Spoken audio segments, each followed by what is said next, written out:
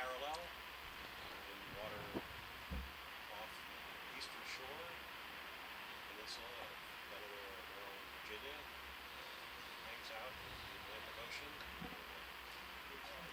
Come to a stop at 2 meters above you. The eastern shore, off of part of the state of Virginia. So the 37th parallel is a famous parallel for Americans. It's the line that divides New Mexico from Colorado. Oh. Sonar Might want to start again. Okay. Oh. Good morning. This is Jesse Ausubel joining you. Science co-lead with Jamie Austin here on the Okeanos Explorer. We're coming to you from submerged America, as Captain Robert Ballard likes to say. Offshore in deep water, off of actually the state of Virginia, off the what's called the eastern shore, the peninsula that hangs out into the Atlantic, consisting of the state of Delaware, part of the state of Maryland, and part of the state of Virginia. We're off the southern end of the eastern shore, off the state of Virginia, around the 37th parallel north latitude. This is a well-known latitude for Americans. It's the dividing line between the states of Arizona and Utah, and New Mexico and Colorado, and Kansas, Oklahoma. We're about the latitude of the southernmost part of the state of Illinois, or in Europe, a line that would go straight through the Mediterranean, around the Straits of Gibraltar, Sicily, through the Middle East, through about the southern border of Turkey, the northernmost part of India, right through China. And if you were in California, you'd be in Santa Cruz. But here we are in submerged America. I suppose I could take auto head out. I couldn't have done that. I couldn't have run the 37th parallel around the world like that. It's a rare man that can take a latitude and run it around the world for you. So this is it's a privilege to work with Jesse. You'll learn facts, arcane and non-arcane, today from both of us. We're on a sedimented seafloor right now. As I mentioned earlier, we're going to be spending some time here organizing. We're reinitializing our gyro compasses. We did a lot of engineering tests on the Deep Discoverer yesterday, and they learned some new protocols on getting ready to go. You can see we're sitting on a slight slope, sedimented seafloor. We're at the near the base of a southerly flank of Washington Canyon, and we'll be turning to head up that canyon shortly once we do color balances on our cameras and generally get organized. This usually takes 5 to 10 minutes. This is the Okeanos Explorer. Let me read you just a few sentences from the technical report on yesterday's dive, so you get an idea of what went on. The Deep Discoverer pilot camera was evaluated for zoom and focus capability from the nearest ROV-mounted device to the far field. The use of manual focus was validated as a means to compensate in certain circumstances. All hydraulic functions of the manipulator arms were tested using the pilot joy boxes. These tests confirmed the correct and improved operation produced by the new Joybox communication software and hardware, and confirmed the correct adjustments of the hydraulic control valves. The swing arm functions were tested, and so forth. So all that kind of work is extremely important. What we're doing, of course, we're bringing you images, but we want to be able to. We want to bring you the best images, the highest resolution. Of course, we want to operate these precious vehicles safely in the deep water. We don't want them to collide into cliff sides and escarpments. We don't want them to get stuck in the mud. We want to be able to come back to the exact spots. We want to make it possible for people to come back in the future to the exact spots where we may discover something important. So all of this requires the kind of testing of the cameras and equipment that went on throughout the day yesterday. Yeah, and we're very jealous of our ROV time, so getting the engineers who design and build these systems, giving them time to make sure that the systems perform optimally and that new systems like the down-looking digital camera do the same is important. It can be viewed sometimes as time wasted, but it absolutely isn't, because we've got to be able to use these systems optimally to do the kinds of exploration that everyone now expects from them. And so we appreciate everyone's patience. This sometimes is not the most exciting bottom time that we spend, but it's very necessary to our continuing efforts. This is the Okeanos Explorer. We are, of course, a team here in the control room. And the other members of the team this morning, looking at some 40 or more video screens here in the control room, are Brian Bingham, Bobby Moore, Carl McClatchy, Jared Jerniak, Art Howard, Jamie, myself, and Melissa Ryan from NOAA's Office of Ocean Exploration. You may proceed. You have engineers, videographers, camera experts, geologists, educators, all trying to share the experience with you. It's very much a team effort.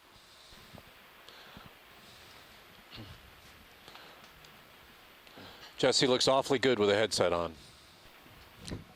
Well, I'm glad the cameras are looking at the shrimp and the squid and is that an eel? It's a halosaur. Oh, it's a halosaur. Yes, halosaur, it's a fish. It's a right. Well, eels are fish too, but that's a yeah. Yes, the answer is we agree that it's better that the cameras are looking at the seafloor and not the operators. Yes. We'd have very few listeners and very few people watching the website if that were the case. We're still getting set up.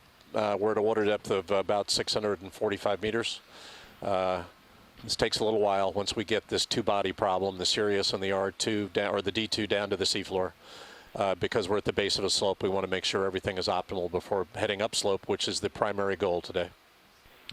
This is part of a month of explorations here in the canyons of the Atlantic, and then a little bit later on, further out in the seamounts Can you get some iris that on spring up HD2? from the abyssal plains, from the deep sea floor. We sailed from North Kingstown, Rhode Island, this past Thursday morning. Can we get some We'll be putting in Baltimore D2? next week for a few days to participate in the Star-Spangled Spectacular, the 200th anniversary of the writing of the national anthem, taking place in Baltimore Inner Harbor. We'll be there along with other remarkable vessels. It'll be a chance for those of you in the greater Baltimore area to come visit, to see this ship, to see its equipment, to learn about it. We'll be docked near the National Aquarium, right down in the Inner Harbor. And then after a few days in Baltimore, the Okeanos Explorer will head out again into the Atlantic to look at these, the chain of seamounts, the New England seamounts that extend off Massachusetts out several hundred miles into the Atlantic. The New England seamounts were one of the early proving grounds of a human-occupied vehicle, the Alvin, when Bob Ballard and company went out and did their the famous study, the French-American mid-ocean undersea study in the summer of 1974. Which really proved out deep sea vehicle technology as an exploration tool. They actually stopped back at the New England seamounts on their way back into Woods Hole Oceanographic in August of '74. I was a brand new student at Woods Hole then, and it was quite a celebration of the success of Alvin, both on the Mid-Atlantic Ridge and on the New England seamounts. And a rather famous paper was written by several members of that expedition about the New England seamounts. So this is a place that has been seeing work off and on for 40 years, but still a fascinating place. The origins of these seamounts are still debated, whether or not they align along one of the western North Atlantic fracture zones, whether some of them to the west, they extend right up to the Georges Bank area, are related to the White Mountain magma series, White Mountains of New England. So there's still some debate about them, about the features and about the biology encrusting them. Is certainly nowhere near well known enough, and that's why we're spending a lot of time out there to compare and contrast the biology of the canyon areas in the Northeast with the biology encrusting the geology of the New England seamounts. So wait for that. The ship leaves the Baltimore Inner Harbor on the 16th of September, and then we'll be about 3 weeks on the seamounts. So that should be very exciting. This is the Okeanos Explorer. You see a lot of small critters around the arm of the remotely operated vehicle. If these are in fact Euphosia, that's krill. It's a small shrimp-like creature. It makes up the diet of the great baleen whales that sieve the ocean for food, famously around Antarctica. Penguins also like a mouthful of these shrimp-like creatures. You needed to bend your wrist because it wasn't aligned. I just spent all that time bringing the whole thing. I was kind of wondering what you were doing. Okay.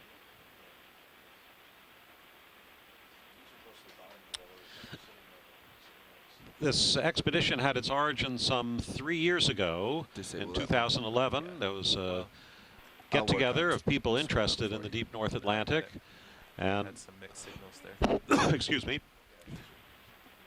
the various experts came together, looked at maps, talked about geology, biology, history, shipwrecks, archaeology, and demarcated several areas on the globe in the North Atlantic that were worth the special effort, the special aptitudes and capabilities of the Okeanos Explorer and other vessels that the program, the U.S. program in ocean exploration supports. There you go. Now you're starting to line up. There's a participatory process over the years, and then finally, of course, actual decisions need to be made for a day like today about exactly what so-called way stations we'll visit. Let's see.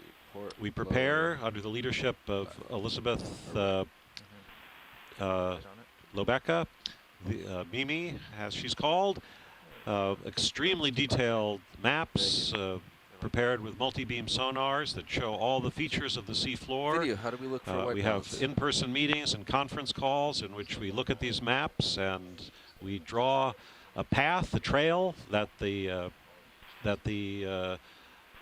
remotely operated vehicles will follow. The pilots who are sitting just in front of Jamie and me here in the control room will move the remotely operated vehicles along the chosen trail. Sometimes, of course, there's surprise and serendipity, and we'll move to the left or the right and in unexpected ways to explore and discover and to scout. But we don't just drop the vehicle and then look around. We try to think in advance what areas may be especially promising. These could be areas that are especially steep or that the maps show have unusual features on the sea floor. So these kinds of conversations over the years and months, and finally each day in preparation for the following day, lead to choices about the path we'll follow. See that fine control. Yeah, and it's worth pointing out that all of these dives are really the result of intricate stakeholder discussions between the NOAA Ocean Exploration and Research Office and the various partners that NOAA seeks out actively to participate in ocean exploration. In this case, members of the U.S. Geological Survey, the academic community from a number of institutions like Woods Hole Oceanographic Institution, the University of Louisiana. I mean, it really is a long and intricate process of talking, partnering, deciding on the best places, building on existing information. Today, for example, we're sitting on the bound between two multi-beam sonar data sets, some collected by the Okeanos and some collected by another NOAA vessel. So there's a lot of data gathering that goes on, a lot of stitching together of existing seafloor information, and then a lot of talking among stakeholders to make sure that we're using our time optimally. These are expensive tools.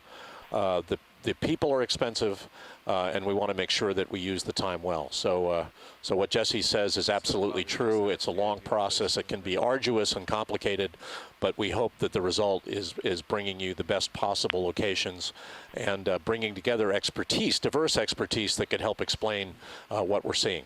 This is the Okeanos Explorer. Every time last trip, I did. This process has always characterized exploration, whether it was itself to help line up. Vasco da Gama and Magellan and Christopher Columbus, or Charles Darwin and Captain Cook. People always try to get the best maps available at the time. There's always terra incognita. That's part of the reason you go. You want to look at what's unknown, unexplored, undiscovered. But at the same time, you want to set out with the best information available. So mapping and exploration are twins. They really always go together.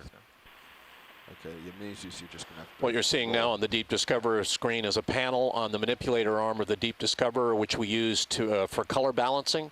In order to bring you the best possible videos, we've got to spend some time at the beginning of the dive to make sure that the whites you see are white, the reds you see are red, and so on. So remember, we're bringing an enormous amount of power with tethered vehicles to the seafloor, and a lot of that power is used for lighting. and that lighting is used to simulate daylight. That can, in fact, be a disruption to some of the organisms that we see in this generally pitch black environment. But in order to bring you video that you can recognize with your eyeballs, this is necessary for us, and so it's a process we engage in at the beginning of every dive. This is the Okeanos Explorer. We're speaking a lot about the technology, but of course it is the people we've mentioned sitting here in the room, Bobby and Brian and others who are actually manipulating and checking and doing all these things. And of course, as Jamie described the process leading to this, let me just mention some of the people who've been involved in the planning for the dive today. Brian Kinlan. Brian, I think, is out in Hawaii, so it's he may not be awake yet. But if he's tuned in, good morning, Brian. Or it's 5 hours earlier in Hawaii, so it would be 4:15 in the morning. So maybe you've stayed up all night. Scott France, Rachel Clostio in University of Louisiana Lafayette, Tim Shank in Woods Hole, Greg Boland at the Department of Interior, Sandra Brook at Florida State. Steve Ross at UNC Wilmington, Jason Chator at the U.S. Geological Survey. These and other people have participated in the discussions over the past 24 hours, the past weeks, months, years that lead finally to a day of activity like today. Yeah, the Washington Canyon is one of a number of canyons that indent the East Coast continental margin, and it's a huge area. Extends from the Georges Bank area of the bounding with Canada all the way down to the Blake Plateau. So we're talking about many canyons. There are a number of named canyons, but there are many more minor features which we call smaller canyons or rills or gullies. And they're all, as you can really very eloquently see from the view now from the Deep Discoverer, harborers of diverse life. And it's because we now recognize that we must understand this diversity, understand the ecosystems that support it, that the U.S. Geological Survey, in partnership with NOAA and a lot of state agencies that are empowered to deal with fisheries and so on, are trying to do to gain a much better understanding of these canyon systems than we have had to date. These canyons have been studied for decades, but never with the combination of tools that we now have at our disposal to do that. And so this dive today in Washington Canyon, which is a follow-up from some work that was done a year ago by some of the partners that Jesse just mentioned, is a way to extend our knowledge of Washington. But you see plainly from both the Sirius and D2 views now how populated the water column is here with life. We saw this yesterday in Linden Coal Canyon to the northeast, and it's obviously very true here as well.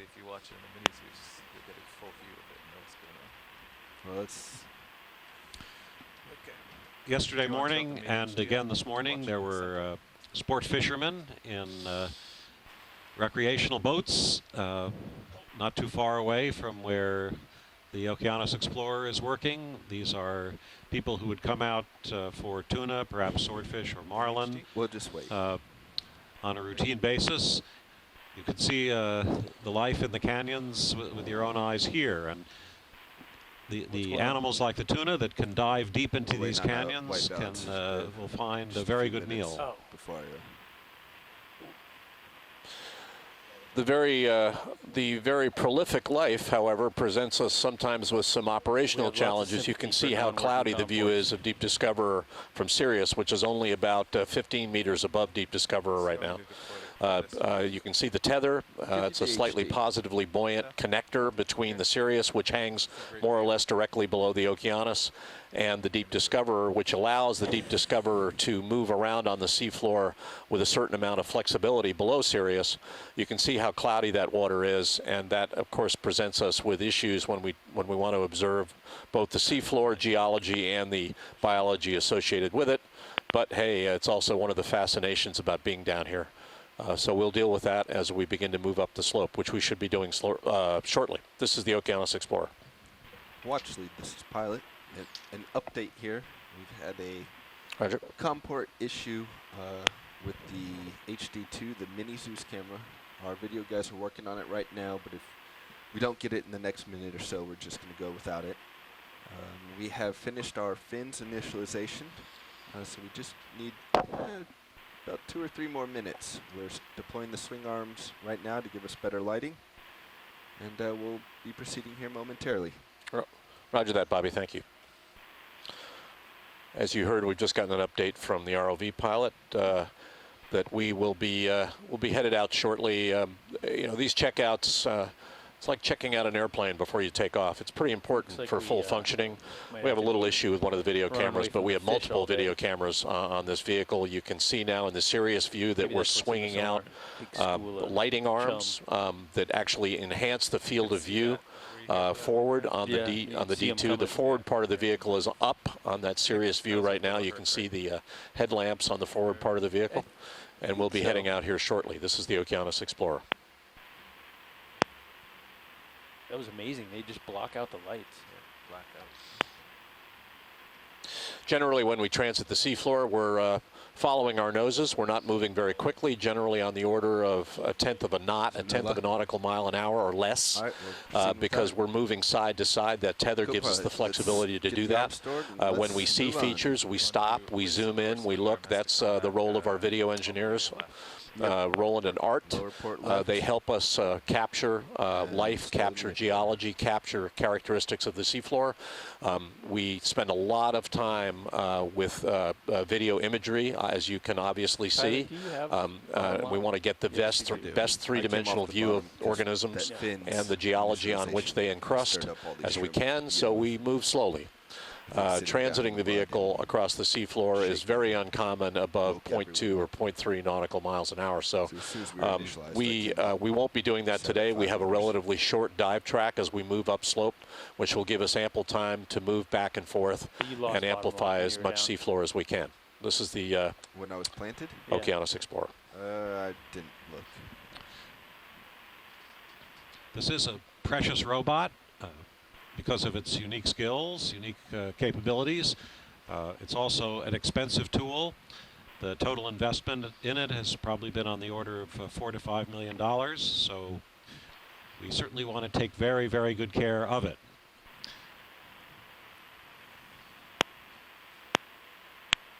All right, I'm going to start driving, Carl.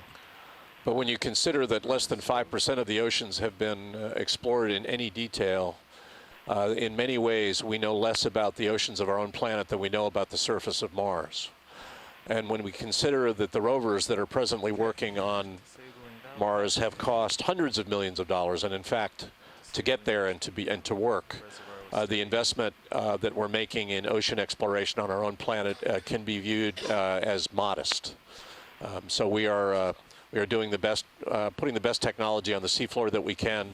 We're engaging some of the best minds we can to operate and use that technology. And yet we have a task that is enormous in front of us. It's an exciting task, one that I'm proud and know Jesse is to be part of. But we're actually doing a very, we're not doing as good a job of exploring our oceans on this planet as we are of exploring other planets near us. So it's worth keeping in mind. There's a Chaseon crab there. We saw a number of these in Linden Coal Canyon yesterday. We're beginning to move now across the seafloor. All right, now may have been an eel darting about too. Eels, of course, burrow into the sediment. A lot of the smaller eels live in burrows in the soft sediment. So if we see some little holes, now and then you may see an eel peeking out or going in. Topography allowing. The Chaseon crab is the crab we're looking at right now is a commercial species. In fact, he's got a fish, a piece of a fish in one of his claws. So that is a feeding crab. This is very literally nature red in tooth and claw, as Darwin said. Right, that's right. So it's the vast majority of deep water species are engaged in a primary activity, either feeding or reproduction. So we are looking at, there are 2 Chaseon crabs in that view. Saw many of them yesterday in Linden Coal Canyon. Start moving the ship slowly. And we're looking at one feeding as we speak. There's a fish there in the left, I think it's a rat tail. It's a hake. Thank you very much, Melissa. Ryan next to me, our educator from OER, is helping us identify biology today. Hake are quite common. It's a deep water species, quite common in the canyons. I should say that Jesse's background is biology, but mine is geology, so we have to be a little careful when I start characterizing the biology. You want to make It can be a study in Whenever you're ready. error and futility both. So. I had the privilege from 2000 to 2010 of being part of a worldwide program called the Census of Marine Life to try to look at the diversity, distribution, and abundance of all forms of marine life, from microbes to mammals, from the seafloor to the sea surface and even seabirds, and from the near shore to the mid-ocean. We looked at about 230,000 different forms of marine life, made the first real list ever of the known forms of marine life, and made estimates of the forms of marine life, the species yet to be discovered, which are, I would say, at least 750,000 and maybe 2 million. So there's a lot of exploration and discovery still. 50 meters in the ocean. 260 degrees, 0.2 knots. There you see a crab which seems to have found some protective spot inside. Watch lead, pilot. Go ahead. We've got lasers today, don't we, Bobby? We do. Let's get those on. Thank you. One of the things that we've got at our disposal are lasers that we can point at the seafloor, and those lasers are 10 centimeters apart, so it allows us to do some preliminary sizing of things that we see on the seafloor. You can see a hake there in the right foreground. We've got an eel, and we have outcrop here, so we're at the base of this slope. This is a sedimented outcrop. Remember, we're on the flank of one of the submarine canyons, Washington Canyon, so it would not be unusual for us to be seeing such outcrops as we begin to climb this slope. Do you want to come down some, Carl? Jamie and Melissa and I are joined in an online chat room by experts around America. We've just been joined by this is going to be one of those Scott France from the University of Louisiana Lafayette. Scott's a tremendous expert on life in these habitats. I'm sure he'll be helping us with identifications. Yeah, Jamie, we're planning on moving towards waypoint 1 and sort of going back and forth as the topography allows. You can imagine if you were a blue whale. 2 knots should take us. It would be nice to swim with an open mouth through Washington Canyon. That's assuming we don't stop, but I'm sure we will. Yeah, let's start at point 2. We might want to slow down. We haven't got a huge long dive track today, so we'll just take it at point 2 and we'll see how we do. Okay. We're in pretty shallow water, so we should be able to respond fairly quickly. Roger that. Thanks. We're going to start proceeding across the seafloor at 0.2 knots. We're beginning our transit now towards waypoint 1. Waypoint 1 would normally be our landing target, but we started a little bit to the south and east of that target. That's not a problem for us. We wanted to get on a little flatter seafloor to begin. You can see that we've got some outcrop here. It's sedimented, and in the field of view in the D2 now, you can see those lasers that I talked about. Those pin pricks of light. Those are 10 centimeters apart. So that as we begin to move across the seafloor, when we zoom in, those lasers will disappear. But when we're far away, and far away could be a meter or two, you'll see them, and that allows us to size objects, whether they be geology or biology on the seafloor. Again, most of what you're seeing in the water column may be Euphosia or krill, the famous food of the baleen whales. These are small crustaceans. They are themselves vegetarian. They feed on the phytoplankton, but they form crucial food for the larger animals.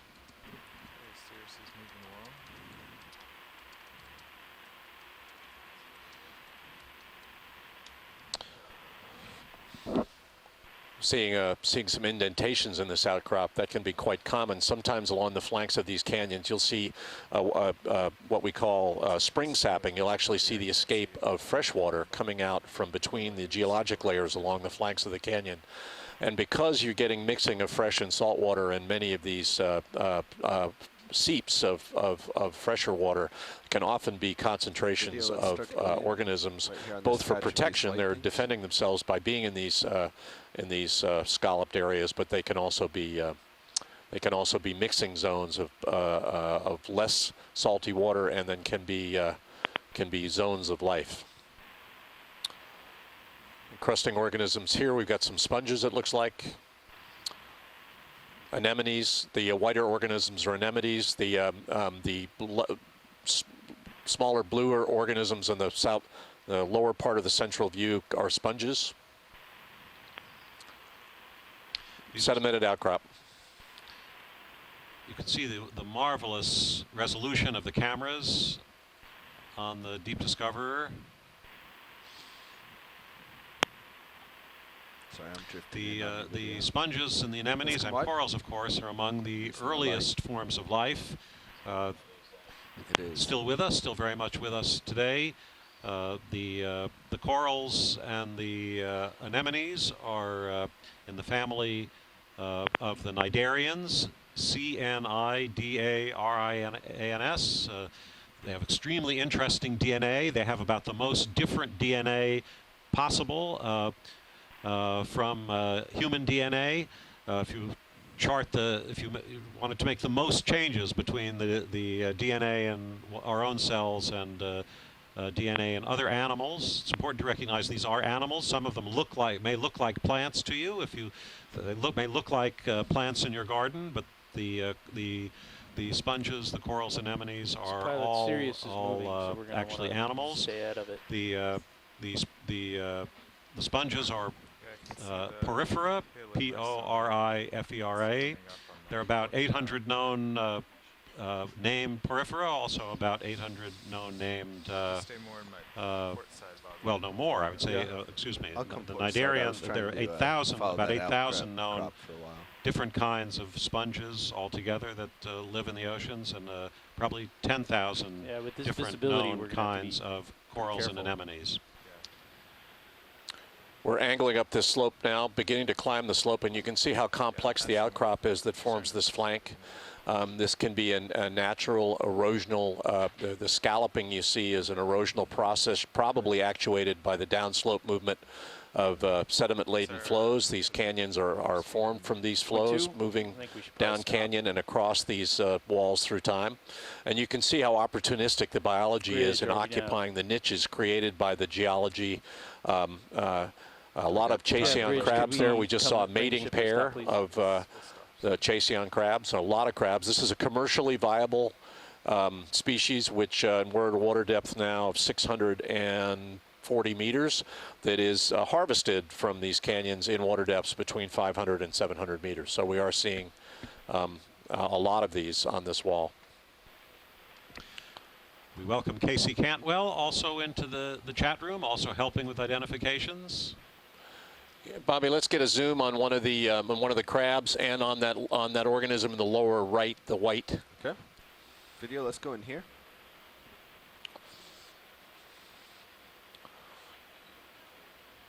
Thank you, Bridge. Many organisms in the deep sea are red. Shrimp, lobsters, crabs. There are many red fish in the deep sea also. Red is actually a very good color if you want to hide in the ocean. It's actually effectively black for other animals. It's the hardest for other animals to see. So this is while out here in the atmosphere, red is perhaps the most visible color, or red and orange. You know, if you're the hunting season is coming, and if you don't want to be shot by a hunter, you wear an orange vest. But if you were in the deep sea and you want to be protected, you'd be. And let's go to the lower right and take a look at the white organism encrusting. Roger that. Video, before we do that, let's go in on this pink, on this rock, these rocks. And you can see how this is a team effort with the pilots of the Deep Discoverer moving the remotely operated vehicle on the one hand, and then our video folks actually adjusting the cameras, zooming. Scott France is questioning whether these small pink polyps are zoanthids. You know, that's my recollection, Scott, that they're zoanthids with the whiter organisms are sponges. We've also got some larger sponges to the lower right, which we're going to take a look at. Interesting erosional signature of this outcrop. It suggests some escape of fluids. And I don't see any escaping fluids at the moment. You might see that as a shimmering in the view, the D2 view. when fresher water escapes into salt water, you'll sometimes see it as a kind of a shimmer. I'm not seeing that at the moment, but it's quite common in these canyons. Some of this erosion can also be biologically modulated. Sometimes these crabs and so on actually burrow into the soft sediments at the edges of these outcrops and create shelter for themselves.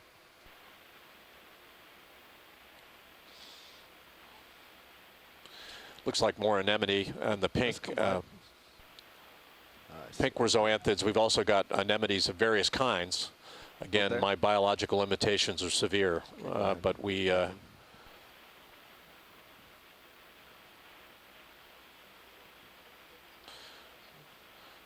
some of the sponges are carnivorous. That's, again, something hard to conceive when you think of a kitchen sponge or a natural sponge from the sea that you might use. But some of the sponges actually will grab tiny shrimp, tiny animals as they swim by. That's good, Bobby. We can keep moving. And feed on them. You can see the layering of the outcrop. Layering is an intrinsic part of the deposition of sediments which ultimately form these outcrops. These canyons are at least 50 million years old. The east coast continental margin of the United States is about 200 million years old. Million years is hard for a lot of people to conceive of, but it's 10,000 lifetimes. It's the one nice way I like to think of a million years. So if you multiply 10,000 lifetimes by 50, that's how old these canyons are, and some are older. So the margin's been around a long time. These canyons have evolved over a long time. They're very complex, and you can see even in the short term how much they provide shelter for. That's fascinating. Is that a hydroid of some kind? We need identification from. It's like a jellyfish of some kind there. Fantastic. I haven't seen that one before. Come on. I think that's a keeper for our video, folks. If we can get another look at it. Yeah, we can. Yeah, it's very nice, and you can see those lasers on. We're leaving. We don't always leave them on, but in a terrain this complex, leaving them on is not a bad idea. You can see the clouds of krill that you've got in front. These do what you can. These tend to bloom. Scott Francis telling us that that's a hydromedusae, the organism that just floated by us. There does appear to be some current here. And Scott's point is that it was awesome. I tend to agree. I think the beauty of some of these soft-bodied organisms is spectacular. And we're trying to follow it there, get another view. But the krill, intervening krill, don't make it easy for us to see these. Get zooms. Come wide, and I'll get you closer. Starting to chase it too high up. The Medusa is a true jelly.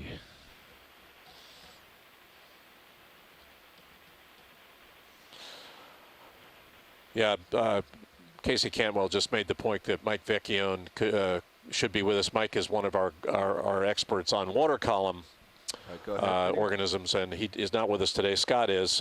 According to Scott, the Hydromedusae is not a true jellyfish, but a jelly of a hydrozoan. So there we go.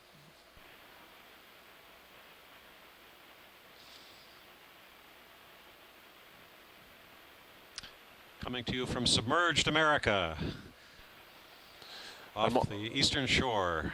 I'm always fascinated how non-invasive these organisms tend to be to each other. That Hydromedusae is wandering along and completely surrounded by krill, and you know whether they're aware of each other, I don't know, but I can't hear there appears to be space for all. It looks a little like a scene from Finding Nemo. Heading back down.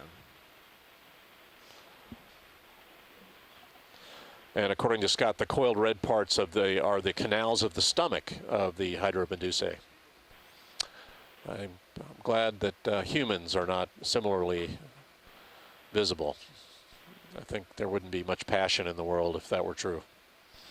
Yeah, I think our fastest move today is going to have to be 0.1 with these outcrops. Yeah, I think that's good. I don't think we're on any timetable here, so 0.1 works for me. Okay. I'm going to write that down for 4 o'clock today, that we're not on any timetable. Is that all right? Yeah, but see, I reserve the right to completely change that point of view.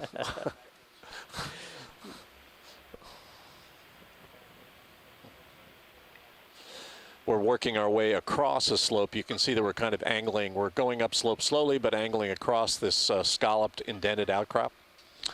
Should we zoom in on the, is that a red and white fish? A small red and white fish? Or is that a, yeah. Looks like a squirrel fish to me, if I were to be.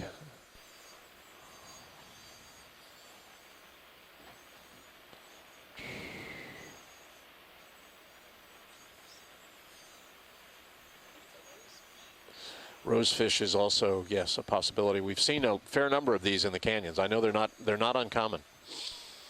They're I think what they called ambush feeders. They just sit very quietly until something wanders by, and there's plenty wandering by today. And there are our lasers, again, 10 centimeters apart, about 4 inches. Gives you a pretty good idea of how big that fish is. Not certainly aware of the fact that we're headed towards him. Or her.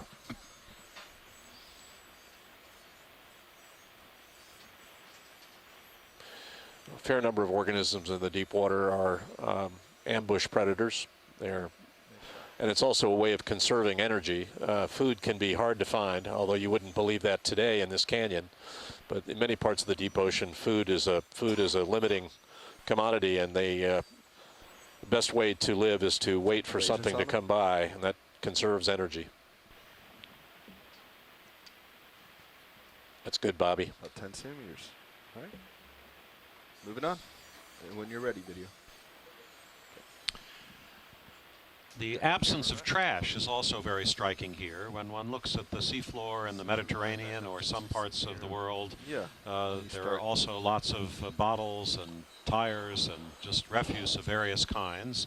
And it's wonderful, of course, to see a seafloor that's quite pristine from this point of view. Although, you know, what we've seen in the canyons that I've been in so far is that the main thalwags, the main channels, which are below where we are right now, tend to concentrate the trash. It doesn't sit and reside quite so much on these flanks, simply because the flanks are periodically swept. So unfortunately, as is often true in dumps, gravity takes hold, and you get the trash down near the bottom of the systems. It's another, oh, now we just had some predation there in front of us.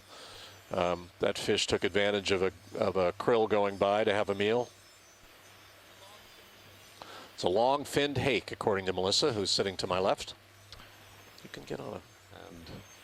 And all right, let's leave him go. it's like it's a bit like eating popcorn in a movie theater, I think. At the moment. Those are all the ones around your lights. Yeah. Scattered debris here caused by erosion from the outcrop to the left. We're on a slope here. As I said, we're angling across this slope, moving slowly uphill at a water depth now of 630 meters for the D2. All right, you want to make a short... These canyons begin at a depth of about 200 meters and extend to the abyssal plains, 3,000, 4,000 meters deep. So we'll be looking at a small fraction of the extent of this, of one of the entire canyons today. Yeah, I'd like to request another ship move. 40 meters, 260 degrees, Just saw 0.1 that fish we knots. just looked at was a black belly rosefish. Melissa, who is about to get on headset, is helping us. Notice the very unusual scalloped nature of this, the small dens in these outcrops. Some of this is probably created by the biology. The geology is exposed at the flank, and crabs and related organisms actually use that probably relatively soft sediment, even though it's creating a slope, to burrow. And so you're seeing burrows. We used to call them crab condominiums in the Mediterranean. And you can see one or more Chaseon crabs now using those as ways to escape the slings and arrows of fortune. That looks like a pregnant female there. Can we still capture it? What's you got down there? Eggs. Pregnant female.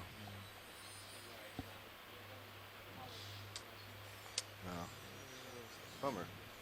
All right, let's come on. So many things got stirred up. Extraordinary amount of euphausids, krill in the water column. As I said, we saw this yesterday in Linden Cole, and it's happening here as well. Clearly in the middle of some kind of a bloom here. We were in the canyons 2 years ago in August off New England and saw nowhere near this amount of seawater life. Never mind. It's good to remember that we're under and within one of the big zonal currents of the world oceans, the Gulf Stream. It's a very productive current, bringing life from the Gulf of Mexico all the way up the East Coast and across the North Atlantic to Europe. So we're part and parcel of that river of life now.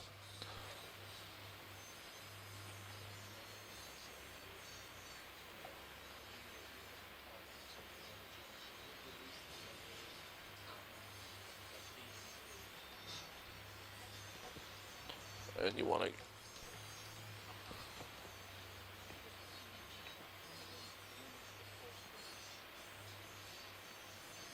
again, these indented outcrops, I've said before, some of this is probably related to burrowing of organisms.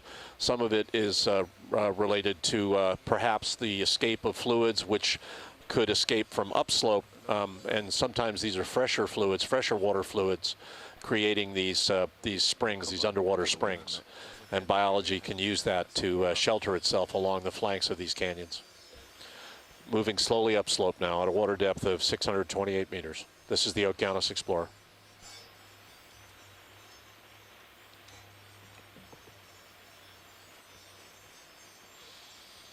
You'll occasionally see clouds of sediment in the water column. That's usually created by us as we move. Remember that the Deep Discoverer is motored by thrusters. If we get too close to soft sediment slopes, we can disturb that sediment, and that can reduce our visibility. We try not to do that, but it looks like we have a bit of current in the water column. Bobby, we do have some current, yes? There's 260. not, it doesn't seem to be a whole lot of current, actually. Okay. Our drift test earlier showed no current. Yep.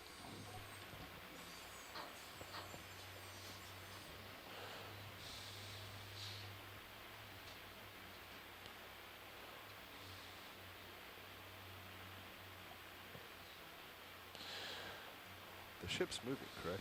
Yeah. You see the overhang created by what we call a bedding plane. All sediments are laid down in layers, and the divisions between layers are called bedding planes. We call them sedimentary beds, and these are sediments that were laid down in those beds. There's a squid crossing the field of view in front of us in red. Are we heading along this? We talked about coloring before, Jesse did, and talking about the value of red as a shielding tool in the deep ocean. We also found out when we were working in the Gulf in April that red is also energetically favored. It turns out that red pigment is the easiest to generate from an energy standpoint as opposed to blue or green.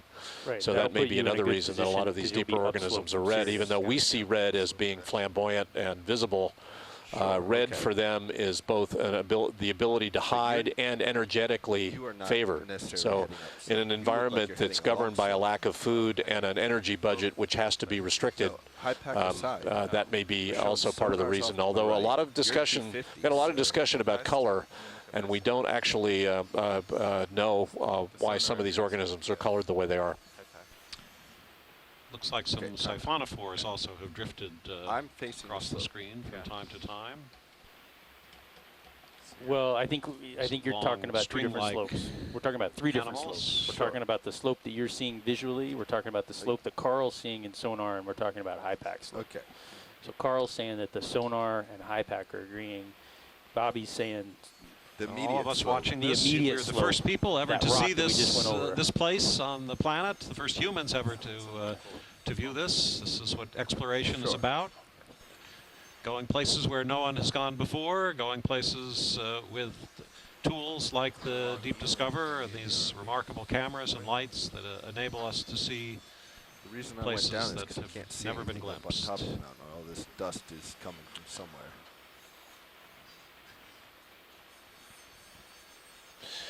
These turbid clouds, as I just mentioned, are kicked up by us as we're moving across this slope by our own thrusters.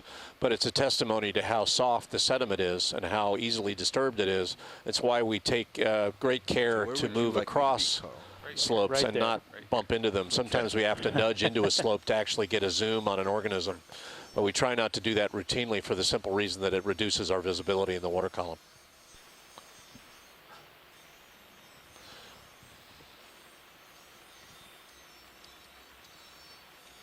Yeah, if you stay in this spot, you'll always be uphill at me. Okay. But you'll actually be moving that. There's lots to learn still, of course, about these I was trying habitats, to the go up and down seasonality, this of course. Here we are in as we're continuing early this September, direction, but and it looks if you this want me to way, stay but up here, I'll we stay actually up don't know how different it would be if we came 30 centimeters where there's in midwinter. kinda high. Some of these animals are benefiting from productivity in the surface oceans that come with warmer water and longer days of sunshine in the summer. So, how much quieter might the scene be in midwinter? Would some of the animals move with the temperature changes that do occur to some extent, even in the deep sea, or again, would they just be less active because of less food falling from above? It is one of the challenges because we do have to deploy and recover these tools, which require a certain envelope of good weather. So obviously operating off the East Coast in the winter where weather can be significantly degraded is not generally operationally favored by us. But Jesse's point is an excellent one. What you'd really like to do is be able to monitor these environments on annual cycles more or less continuously to understand the variations that are modulated by temperature, by weather, and so on.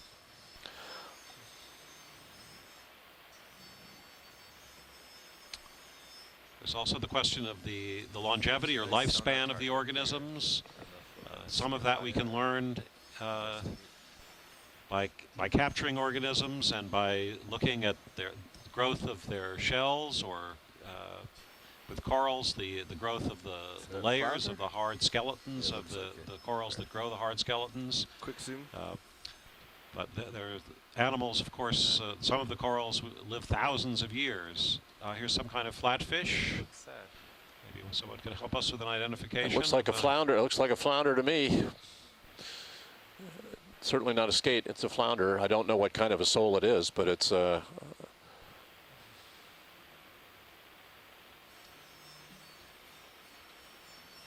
just angered the neighbors. Brought in all the rowdy fish with us. There are many different kinds of sole. You see there are our lasers again, Is that full wide? 4 inches across. Thank you. That crab in the center of the screen is putting up his defense posture. Puts his claws up.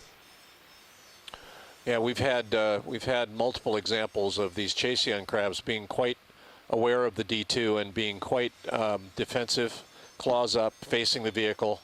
I call that bravado, because it really is. This vehicle is 8 or 9 feet tall, weighs a lot, and is quite a daunting prospect for a crab that's about 5 inches across. But it doesn't seem to bother them. They're ready to do battle.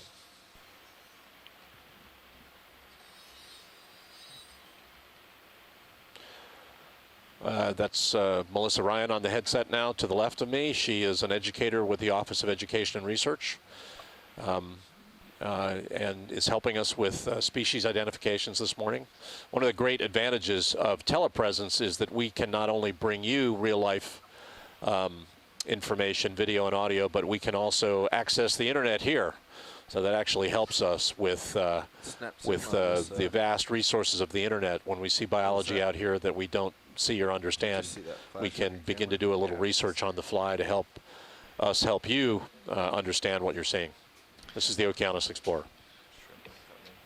There are some wonderful resources online. I'm sure everyone is familiar with Wikipedia. There are excellent articles about many species in Wikipedia. There are other less well-known resources. For example, there's a site called the World Registry of Marine Species, or WORMS, WORMS, World Registry of Marine Species, which contains lists of all the names, both the common names Can and I the reach that scientific wall? names of all the forms of marine life. This was an outgrowth of the Census of Marine Life program, and it has all 230, 240,000 accepted names, as well as synonyms and common names. Can I go out And for try any to reach group, that like the sponges, the porifera, or the corals, the jellies, the cnidarians, you can get lists of names, how many are known, how many are controversial. It's a great site with lots of fascinating information.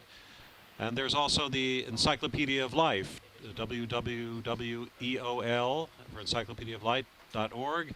EOL has a web page, aims to have a web page for every species, and it already has web pages for about 1.1 million of the 1.9 million known named species.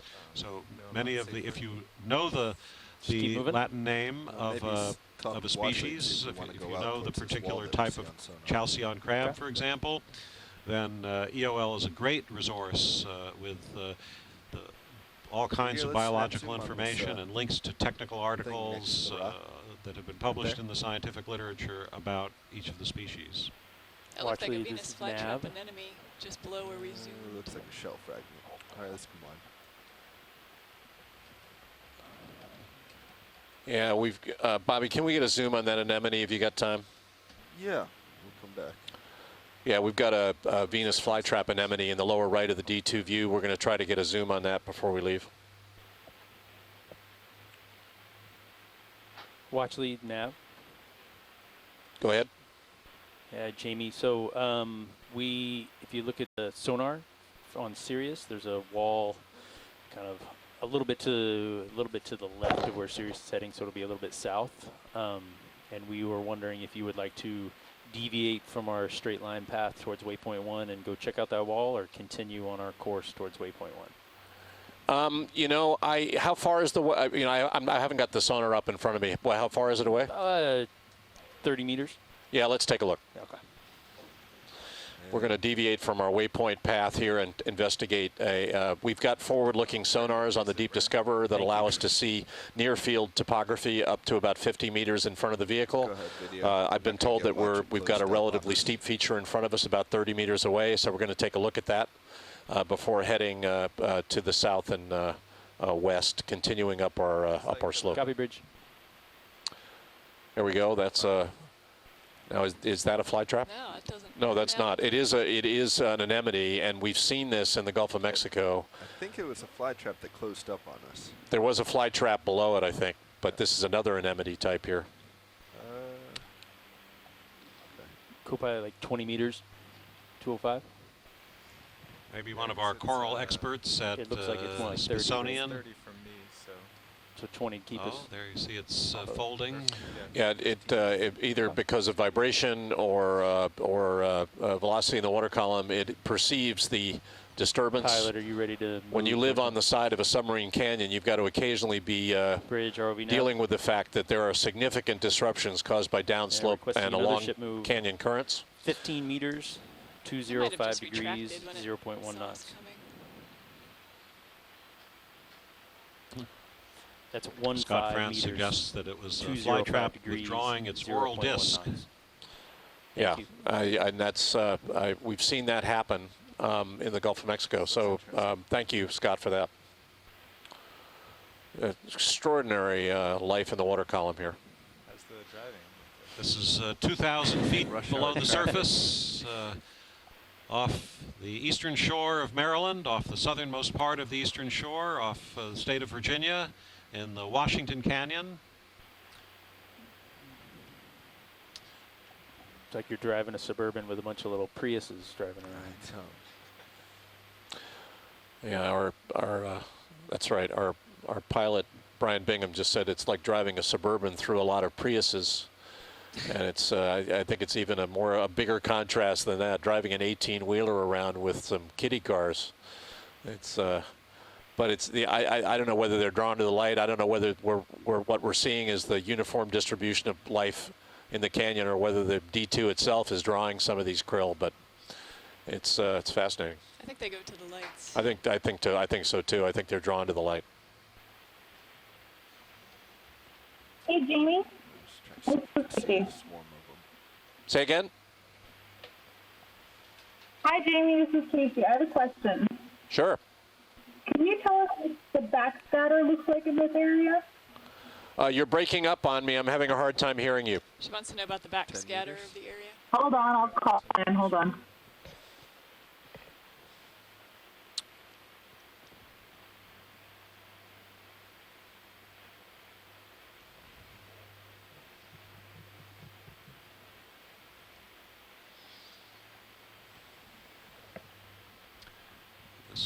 This again a siphonophore that was drifting through the long string of jelly-like. Maybe you should hold back then at the when we're close there on jump forward out of the grill. Yeah. This looks like a large anemone on the seafloor.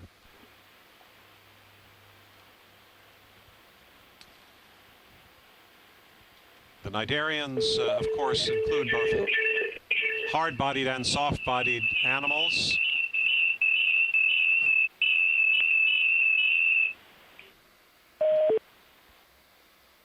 Jamie? Yes. Hello. Hi. So I'm wondering if you can tell us what the backscatter looks like in this area. Yeah, we took a look at the backscatter yesterday. We've got a wall here which is it's got variable backscatter. The highest backscatter is up near the top, but we also have a ridge. Brian showed us a ridge kind of halfway up, which is it's our second waypoint, waypoints 2 to 3. That's got the steepest slopes and the highest backscatter. It's kind of midway through the dive. So we've got variable backscatter on this slope, but remember we're looking at bathymetry with a large pixel size, so this isn't great data from which to assess backscatter. So it's variable on the slope, highest at the top with a ridge in the middle that looks like the highest backscatter we'll see. Doesn't have many arms left to Okay, perfect. Yeah, Thank you. reach out. I've never seen one like knot itself up like that. So we're zoomed in on an anemone with amphipods flowing all around it. Again, notice the color. It's reddish pink. Good for hiding. Yep. And those laser dots that you see are 10 centimeters apart. It gives us a good idea of scale Here of we different go. things that we're looking at. So are you there at the base? Got a fair degree of rubble here. That's not uncommon near the base of a slope in these canyons. Gravity is at work both on the continents and under the ocean, so is always helping degrade a slope. So some of these slopes are quite steep. In fact, we're coming up on a slope that looks very steep right now. So you'll see debris at the bases of these slopes pretty generally. You can see the top there. Scott France just commented that he was wondering if the anemone is capturing those amphipods on the tentacles. Well, I mean, anemones have got to eat, you know. We might want to get a zoom on one or more of these sponge accumulations. A lot of Chaseon crab there. All right, video, let's go in from here. Let's see if I can just keep it as a floating zoom. So we've got a lot of encrusting sponges. The pink, Scott France had said might be 15 meters zoanthids. was a good call, Carl. Scott also advises us that the knotting of the tentacles that you've seen is when an anemone transfers the food from the tentacles to the mouth.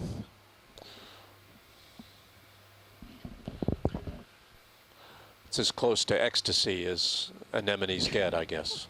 Nodding. It's the same look I get when I eat ice cream. Is that a brittle star right in the middle of the screen there? The small... Could be. Certainly have seen a lot of them in the canyons before. I didn't see any on the dive yesterday, but we didn't go very far.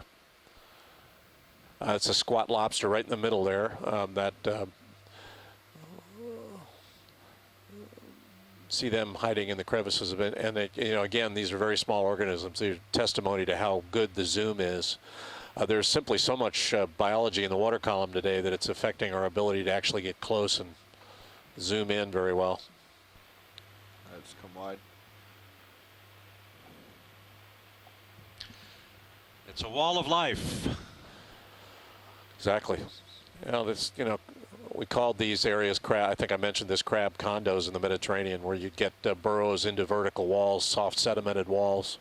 Certainly a good view of crab condos here. Chasyon crabs just about everywhere here. Encrusting sponges, krill in the foreground. This is really quite diverse life. Haven't seen anything that looks like a deep water coral here as yet, though. I was starting to mention there are the soft-bodied animals and the hard-bodied animals among the corals and anemones. There are the hexacorals and the octocorals. The octo being the soft-bodied, like some of the ones we've been seeing, but the hexacorals, of course, have these the famous skeletons, fans, and so forth. So treasured by scuba divers and others, and we do expect, if we come across some hard bottom, that we'll find some of these hexacorals as well. It's another sponge. Dead fly trap. Yeah, it looks like a fly trap maybe.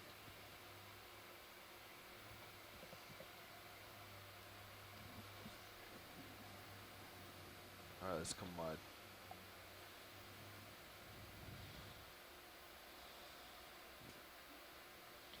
All right, head back port.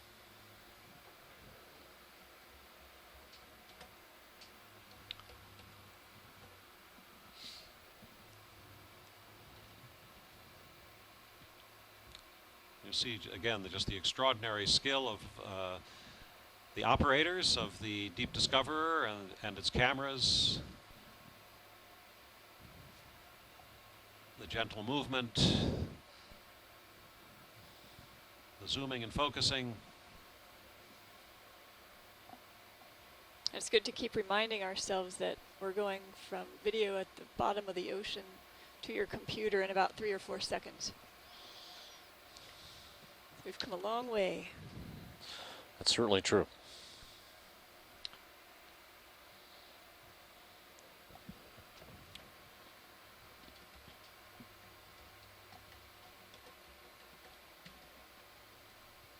Thank you, Bridge. This is the Okeanos Explorer. We're now at a water depth. The Deep Discoverer is of 609 meters. We've moved up from a depth of 644 meters. We'll be climbing all day, angling and climbing. We're on a very steep slope right now. You can see that such a steep slope has generally got less soft sediment on it for the simple reason that it's swept by both downslope and gravitationally induced currents.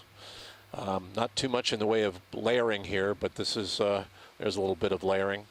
And you'll see indentations in this. Some of this is actuated by erosion and gravitational collapse of this wall. You get natural caverns, and some of that can be actuated by the escape of fluids between bedding layers in these outcrops. So you get these natural caverns. Some of them are actually freshwater seeps, and the fresh water is coming from lenses of water that sometimes this water is very old, thousands of years old.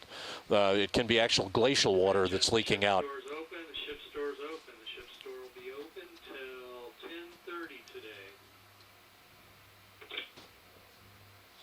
These caverns can actually be formed by spring sapping and an escape of fresh water that's been in the lenses beneath the continental shelf, meteoric water that was actually inherited from the ice and is now leaking out thousands of years later.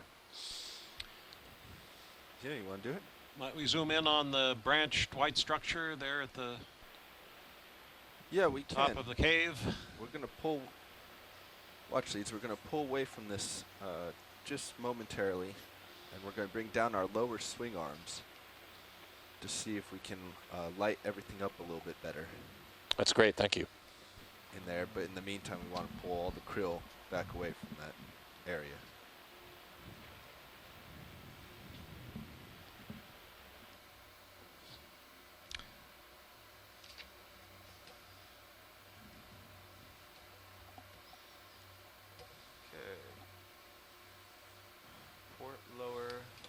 Thanks again for joining us for Saturday Brunch Beneath the Sea. 600 meters, almost 2,000 feet below the surface of the North Atlantic in Washington Canyon. We're about 150 kilometers offshore, I believe. About about 100 miles off the coast of the east coast of the U.S. In one of the dozen or so canyons that punctuate the continental margins between New York and Virginia. Bring them in just a little bit. These canyons are often biodiversity hotspots, but yet we don't know a whole lot about the biology here. And they harbor deep sea coral communities sometimes. We haven't seen any today, but again, another important ecosystem.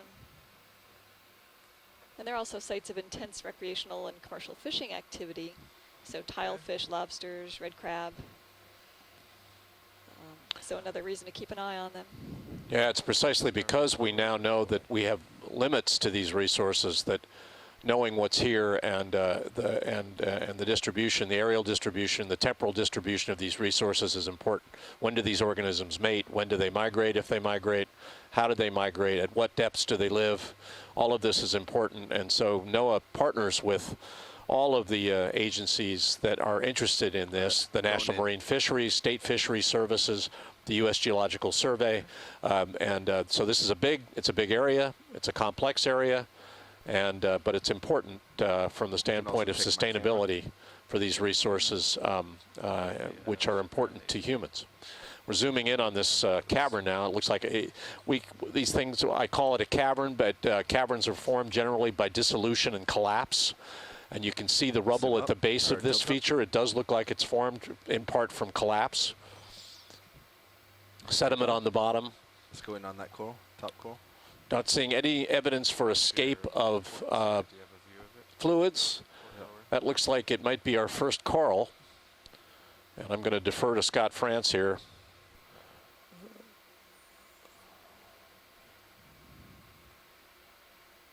It does look like an octocoral. Yes, Scott?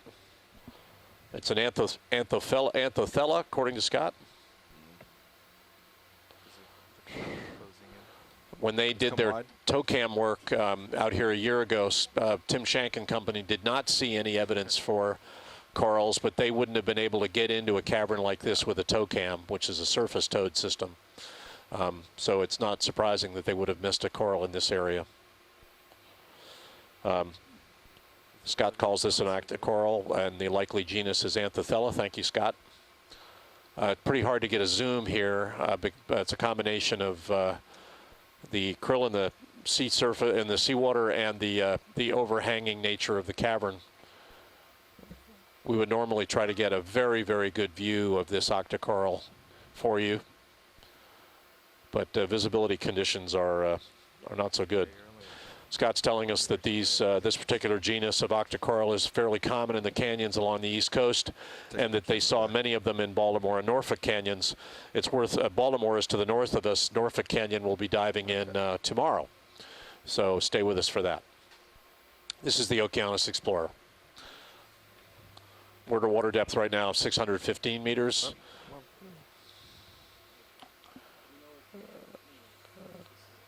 We have just been proximal to a very steep wall in which a cavern exists. We're getting closer to this cavern again now to try to get a closer view of that octocoral.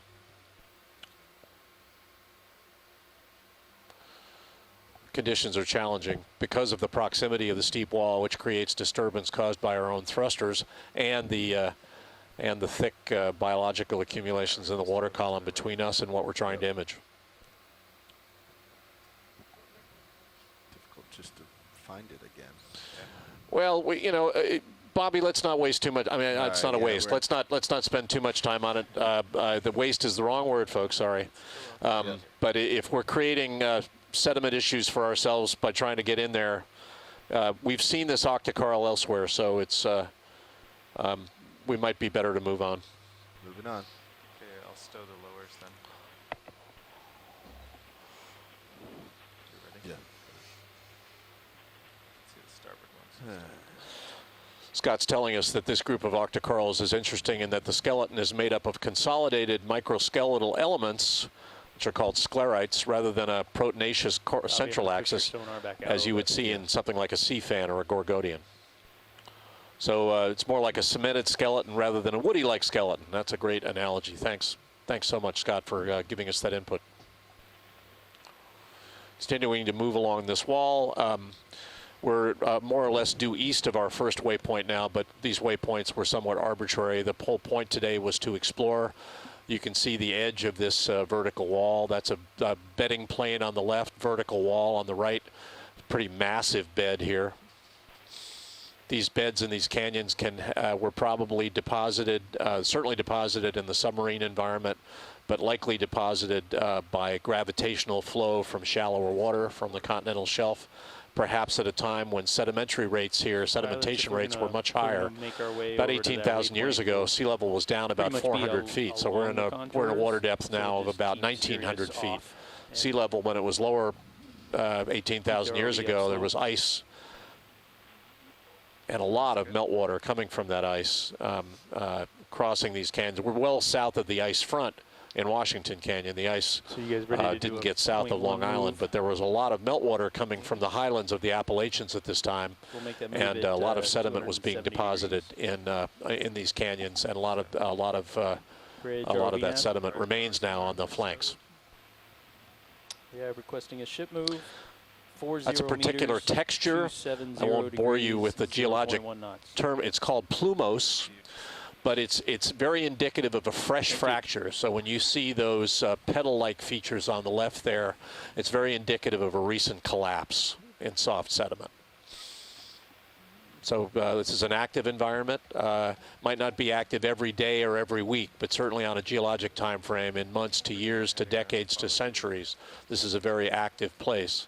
Sediment is moving, sediment is collapsing, flows are moving downslope from the shelf through these canyons, maintaining them as canyons. And that's a process that's moving all the time.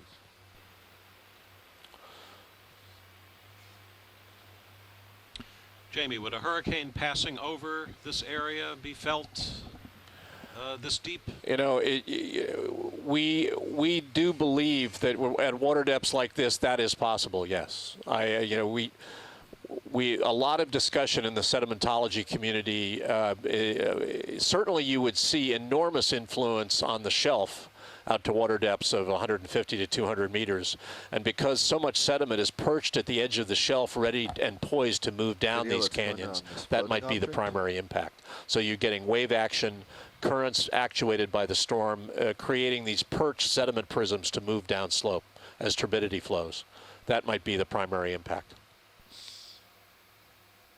And of course, we call this margin, the East Coast margin of the United States, a passive margin because it is generally seismically passive, meaning it's not prone to big earthquakes. That doesn't mean that earthquakes don't happen here.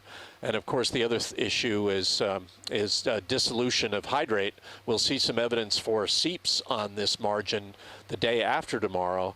And we now know that there are hundreds of seeps, hydrocarbon seeps on this margin, and they are also a destabilizing influence on the sediment piles of which these canyons are made. So all of these things are destabilizing either continuously or periodically, punctuated by storms, big storms. There was some discussion on the chat log about that beautiful, fragile floating creature that we just saw. And someone said, "What is that?" So the guess is a siphonophore of some sort. Scott thinks it might be a siphonophore. Scott France from the University of Louisiana is our resident biologist today, and Scott is actually going to be the co-science lead for the next expedition of Okeanos Explorer to the New England Seamounts. So we welcome him, and I think he's just getting his feet wet here because he'll be sitting in one of these chairs for 3 weeks here starting next week. Go ahead. As mentioned, Thursday through Sunday, the Okeanos Explorer will be in Baltimore's Inner Harbor as part of the Star-Spangled Spectacular, celebrating the 200th anniversary of the riding of the Star-Spangled Banner. If you'd like to come visit the vessel and see the Deep Discoverer, the remotely operated vehicle, which is bringing you these images, come to Baltimore next week.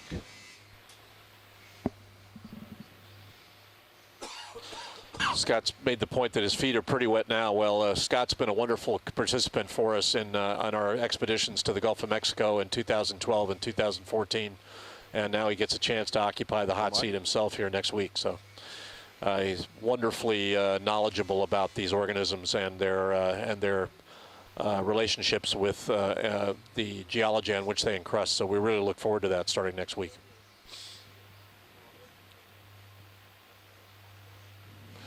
The background hum you are hearing is maintenance, vessel maintenance.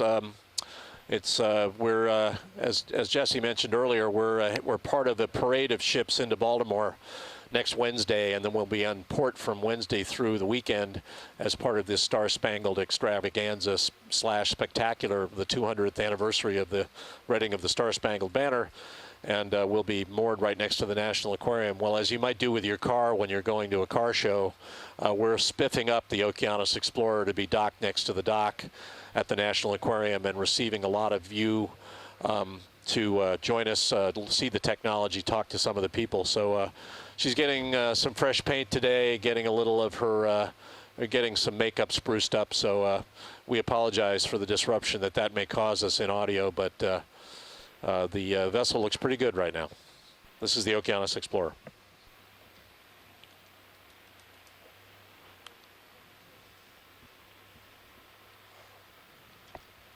ROV nav watch lead.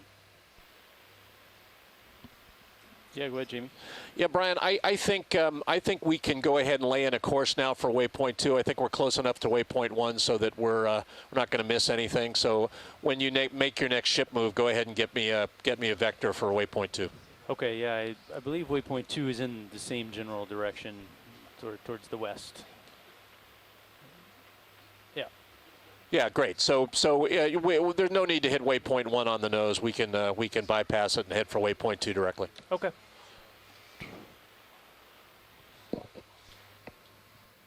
Okay, guys, you have the con. So we'll go ahead and finish this 40-meter move and then Good luck. Good luck. get a new vector. I know that you're up to it. You know you two are. I leave the helm of ocean exploration in good hands. Captain Cook must have had assistance that he could occasionally give. See you later. I don't know, Jesse. It's a lot of pressure. Our colleague Jamie Austin just went to take a break. And so Melissa and I are here with you from the Okeanos Explorer, America's vessel of ocean exploration. Looking at I just life noticed at the people the floor hovering of the behind Washington Canyon, about 600 meters, about 1,900 feet below the surface, off the southernmost part of the eastern shore, east of So maybe Maryland, we'll Virginia, Delaware. Let this ship move finish. And then We're seeing a give it to him very, in a somewhat very stable position. rich sea life, abundant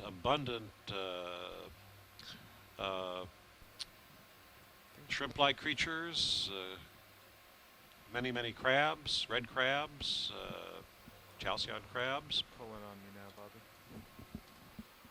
Well, hurry up. Could probably go upslope, Bobby. Get some room to move. Turn to your left and go upslope. You'll notice that a lot of the creatures that we're seeing at this depth and even as we go deeper, they're very With your small moving bait ball. because it takes a lot of energy to live down here. You don't get a lot of chances for food, and what you do get floats down from the upper layers of the water. So it behooves you to be a smaller animal and move quite slowly so that you Yeah, it don't might not expend be a lot much of up there. energy. Just gonna And you'll see a lot of the flatten it out. organisms just sitting, resting, and waiting for food. And of course, this is a completely dark environment. No daylight reaches here ever. So the lights of the Deep Discoverer are the first lights these animals are probably experiencing.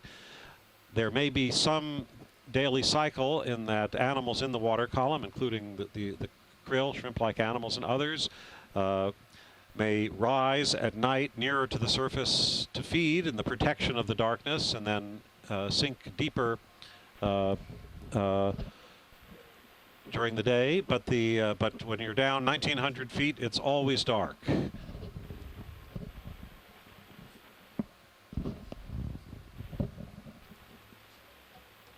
I once had somebody make a nice analogy about the pressure at depth, and they said it would be equivalent to having an elephant stand on your thumbnail. And of course, it's also cool. Do we have the water temperature? Yeah, the CTD is showing 5 degrees, 5.4 degrees C. 5.4 degrees C, so about 40 degrees Fahrenheit. So it's wintry water, swimming for polar bears.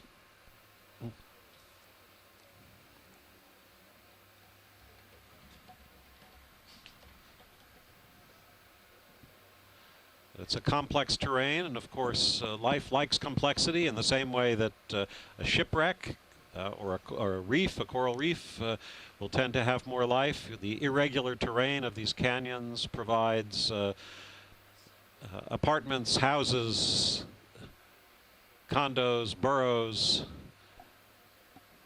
lots of places, lots of opportunities, lots of niches, lots of different ways to be safe and to grow for a while.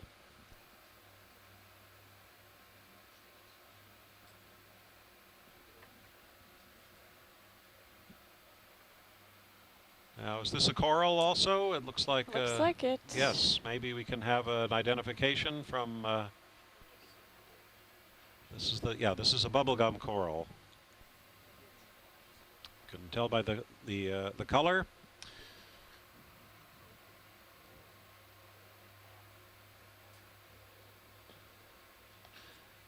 I think this is the Paragorgia arborea, the bubblegum coral. All right, let's come a little bit out. Going to be switching over soon, so I'm going to come up this wall.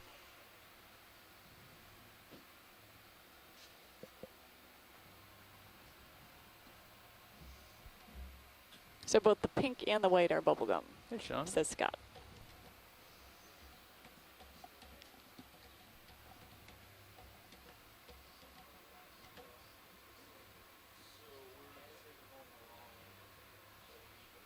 People may think of corals mainly as tropical, living on reefs and warm waters, but there are deep water corals, which of course are cold water corals because the deep waters are cold everywhere. Lophelia is the best known, but there are these forests of coral, for example, off Norway in deep water, deep cold water. Some of these are now marine protected areas. These are animals that can live centuries and even thousands of years. Here we have beautiful camera work on a sponge.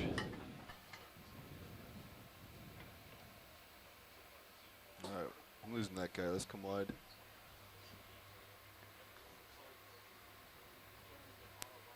A little farther wide. There it is. Scott has also pointed out there may have been some cup corals on the left.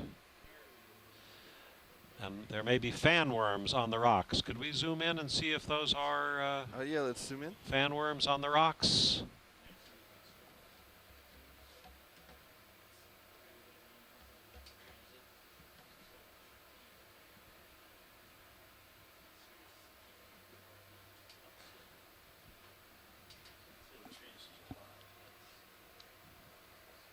Another Anthothella coral.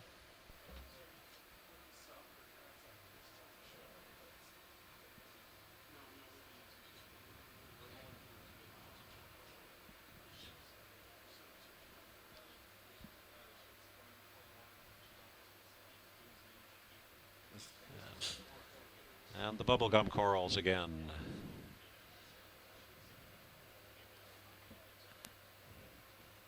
This is a world, even if a scuba diver could dive to this depth, the human eye wouldn't see this as well as the cameras of the Deep Discoverer.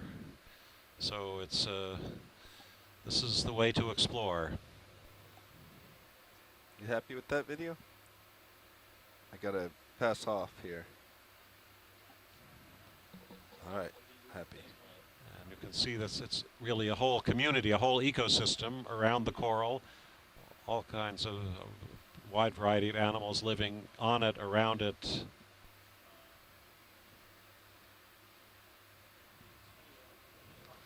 And lots of amphipods.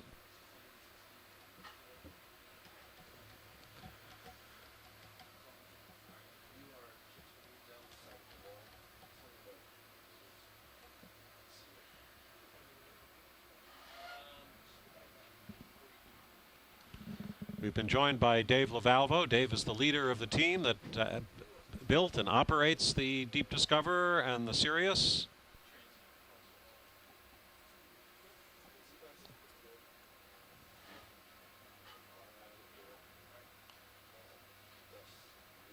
The Sirius watches over the Deep Discoverer, of course, Sirius being the brightest star in the night sky.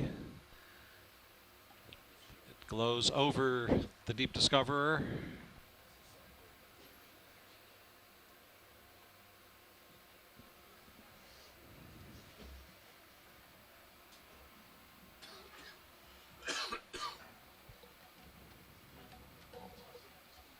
Those of you who go on nature walks know that a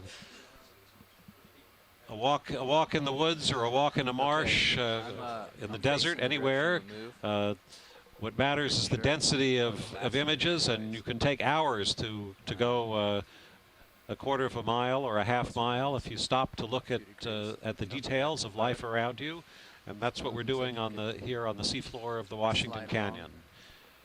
Roger. When we teach about ocean exploration in our professional development workshops, we always explain that the scale is important, because as soon as you start zooming in, you see even more life, and the details of that life. So you can start with a big seamount, and then as you look closer, you just keep finding life everywhere. And even if it's smaller, it doesn't necessarily mean it's simpler. Those little organisms can be just as complex as the larger ones. Monitor 12 is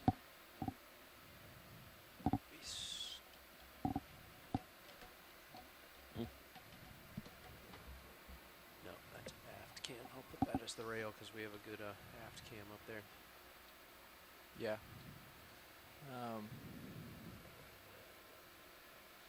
I think our upper swing arms are deployed. Also, lowers are stowed.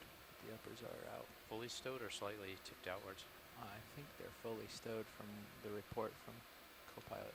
Okay, do you want to take a look with the Titan, see where they're at? Roland, do you want to play with the Iris D2 HD1? Video?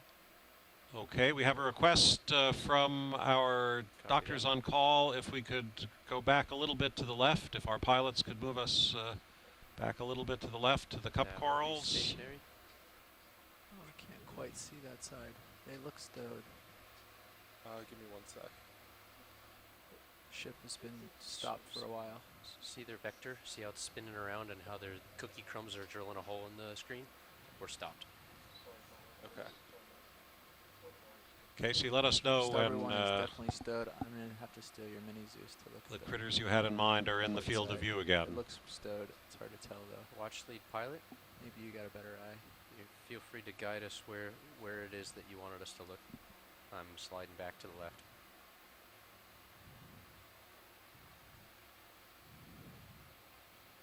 Can I steal your mini Zeus for a second? Watch lead, Jesse. Can you hear D2 pilot?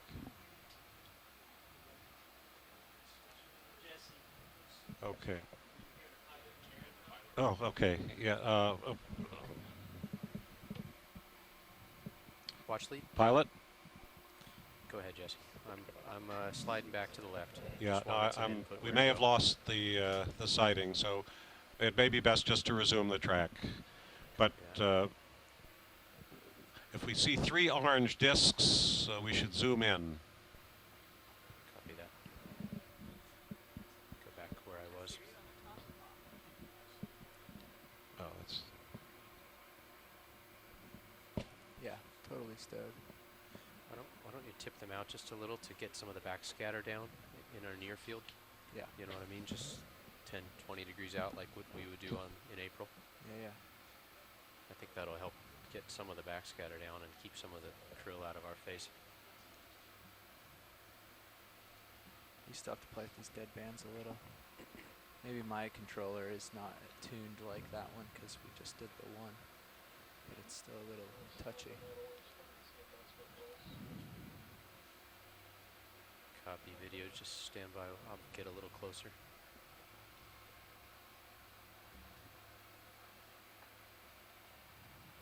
Okay, I'm stabilizing. Go ahead in. I'll bring you into the center as you get closer. Okay, we're zooming in on this wall.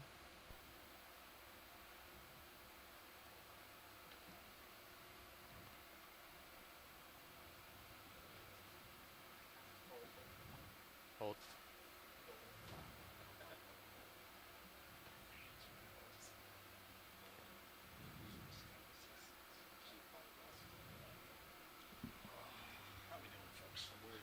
Okay, well, we're in search of 3 orange discs and some cup corals, which were briefly in the field of view, but Okay. we may have lost the spot. Continue on this wall. Well, they're very small cup corals. I mean, they really are. They do hug.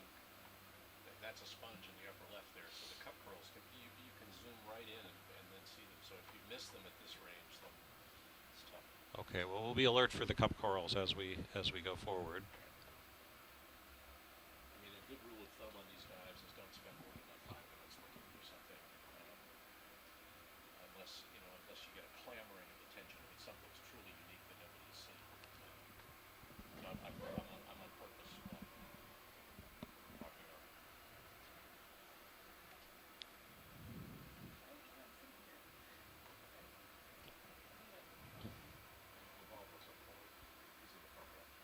He's playing that. Generally, you have those.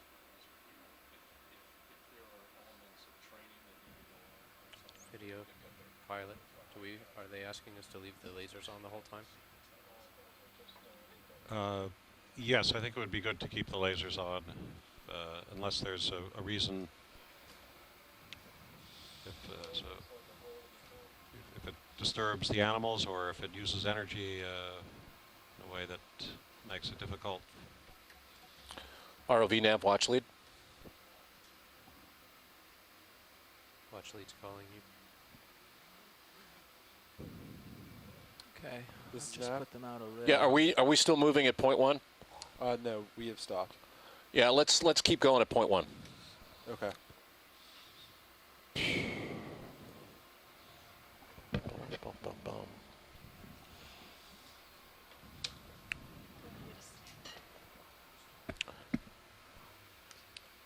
Pilots and co-pilots, are we ready for another move?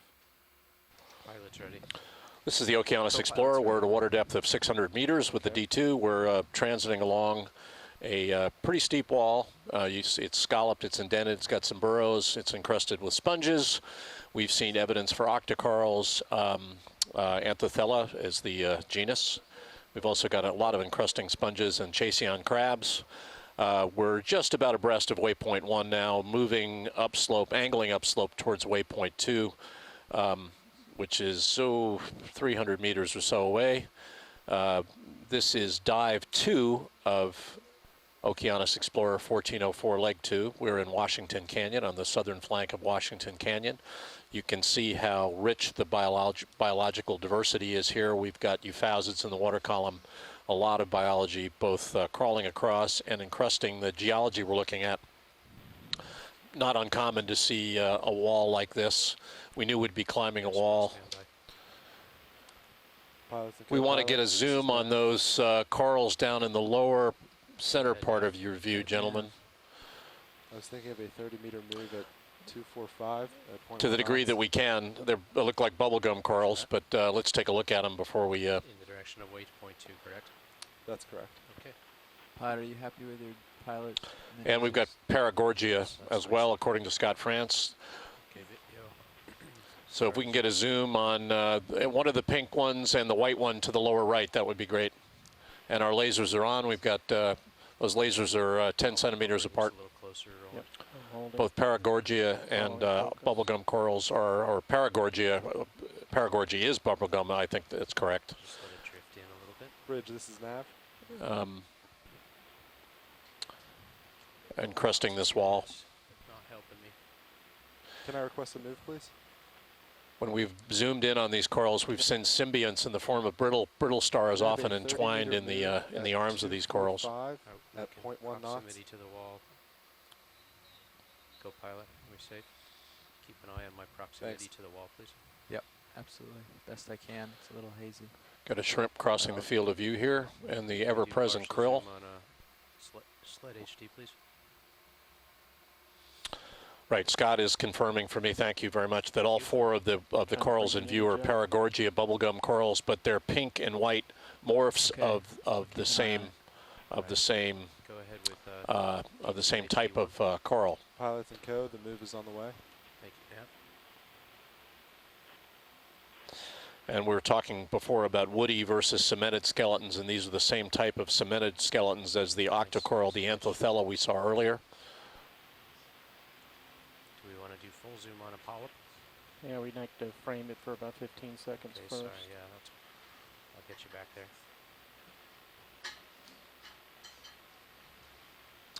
And that's a sponge just above the bubblegum coral on the upper right. There's an egg case. Sorry, Roland. First beauty shot since April. No problem. Should we look at the egg case since you're there? Go ahead in.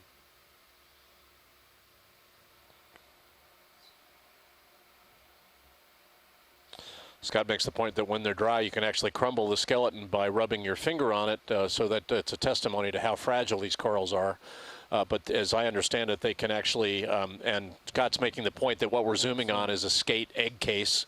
You've seen, many of you, these egg cases on beaches, and I think that's certainly what it looks like, is an egg case. Go ahead and try to scroll around the a little coral. But these corals can be, these coral colonies can be hundreds of years old. There you go. And very fragile, and obviously fishing activity of any kind can disturb and destroy these coral colonies. We're in a water depth now that's within the range of commercial fisheries for these Chasseon crabs. So one of the reasons that we're out here doing this exploration is to assess the degree to which sensitive species, long-lived species like this, encrust these walls in these canyons, and try to act accordingly to protect them as state and federal agencies deem fit based on these types of data.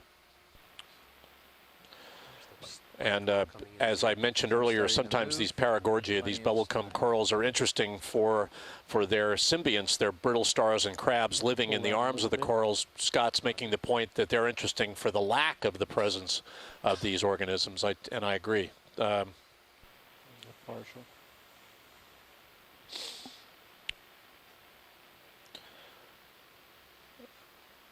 Casey, these we're not going to see the lasers if we zoom in much more than we are right now, but certainly we can get a close-up of one of the bases of these corals. But that's pretty good. That's about as close as we're going to be able to get and show you lasers with the organisms.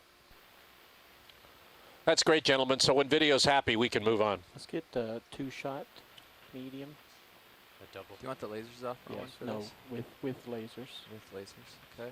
for a scale. I can't tell. It looks like you might be getting close. Roger that. I'm also changing vantage point as we move, so I'll keep an eye on your sonar. Okay, and now lasers off. I'll set a little marker. Lasers for off, you. co-pilot. Lasers off. Washlead, would you like me to drop a waypoint here? I don't think that's necessary. Copy. You're getting closer. Okay, and you can pull off and move on. If I You know, pull out. let me take that back. I think Brian Kinlan might actually want to know where these corals are, so let's do that. Come back, please.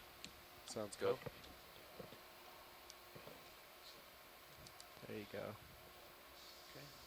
Nice and easy. I want to come out on sled HD. Pulling out on sled. Okay. I'm going to crest this feature and Both cameras full wide. move on to the west. Thank you, Roland. Full wide, both cameras. Thank you. I'll zoom your sonar back out as you move on. Thank you. 10 meters is the range. And Nav, I think we've just been numbering these waypoints starting, or these points starting from when? Yes. Still got plenty of time before we catch up to you. Say that one more time. Yeah, when we're dropping a waypoint here, we've got waypoints. Are you just numbering them, lettering them? How are you doing this? I named it. Yeah, that's fine. Okay.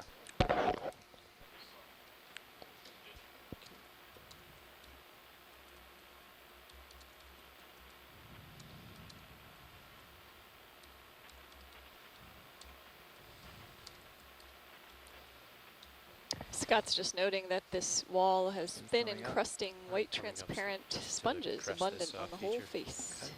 Yeah, it's highly encrusted, and that's an indicator of the fact that the wall is relatively stable. A little while ago, you saw that plumose texture that I told you about. It's kind of looks like the petals of a flower. That's indicative of a fresh fracture and a piece of the wall that's fallen away, and it wasn't encrusted. But you can see that this wall is very encrusted. That's a bedding plane, that horizontal, that semi-horizontal layer up on top, and the vertical wall is where that bedding layer has broken. But I did see welding going on. it hasn't happened in a while because of how heavily encrusted the geology is. I consider geology the primary purpose of being here, and the biology is a disturbance. But I know that most of you actually feel just the opposite. So this geology is heavily encrusted, and so the geology hasn't been very active in a while. That would be quite common in these canyons. Part of the canyons would be failing by gravity, failing by downslope movement of sediments, and a lot of the canyon would be quite tranquil. Two chase young crabs there and an anemone sitting on top of this bedding layer. We look like we're pretty much at the top of this wall now. We're moving upslope from waypoint 1 now, headed southwest towards waypoint 2. At waypoint 2, we see evidence for a ridge. We'll be moving along that ridge between waypoints 2 and 3. So stay with us. We're going to be on the seafloor today until about 4:30 Central Daylight Time. Or, sorry, I'm a Central Daylight guy. Eastern Daylight Time.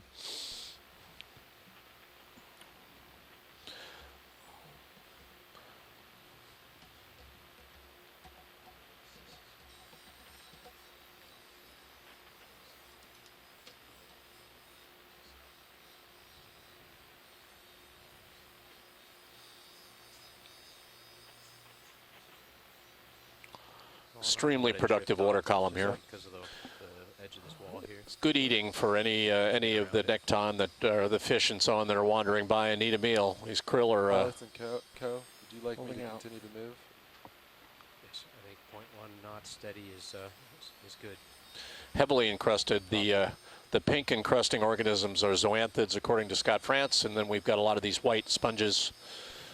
The vertical crack you see there is what we call a geology joint. It's actually an unloading phenomenon. So as these sediments get buried and then unburied, sometimes they literally exhale, and when they exhale, cracks happen that are near vertical. Can I get an additional 30 meters on our current move, please? Lower center. Copy. Center that up. Square up to the That's wall. correct. Thanks. Watch your right swing arm.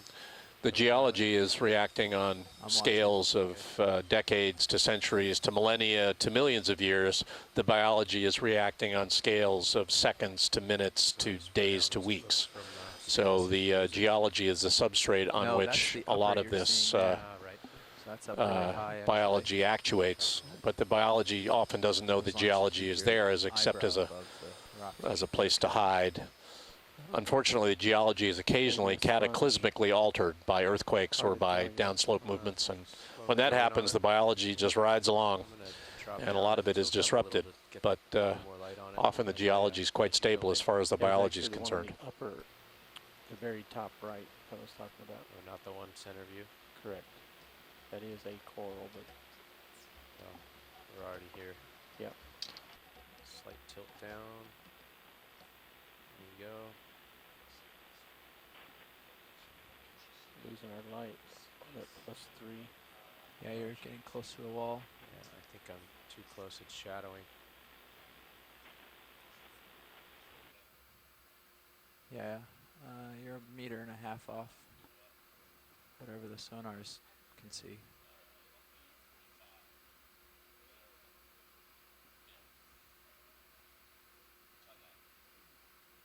Okay, I think we can move on.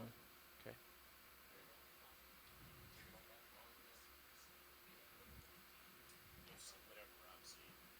Okay. Can move with a little gusto. I've caught up a little here. Roger that. And I'm no longer facing a direction. I'm trying to keep you in the screen. We're kind of running parallel a little. Shoreside, this is the Okeanos video engineer Roland Bryan speaking. Just also as a Nav, reminder to periodically chime in on the conference call and Yes. give your own description 245. from Shoreside. 245. Okay. The more audio we have, So the you better might that we need to come can up and over soon. describe in detail this to those folks at home that may not know all the science follow associated with this our until dive. you,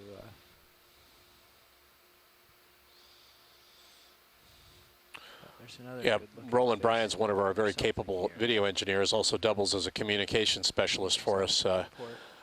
If you want to participate in the telecon, by all means do that.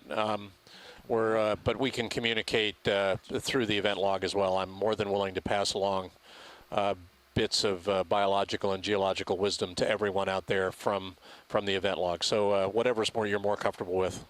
Exactly. Scott's saying the phone isn't an option for him at the moment. But Scott, what you're doing is great, and I'm glad to pass along your input, which is quite valued to the rest of the crew through the event log. So that's fine. Whatever works for you. That's communication is good no matter how we do it.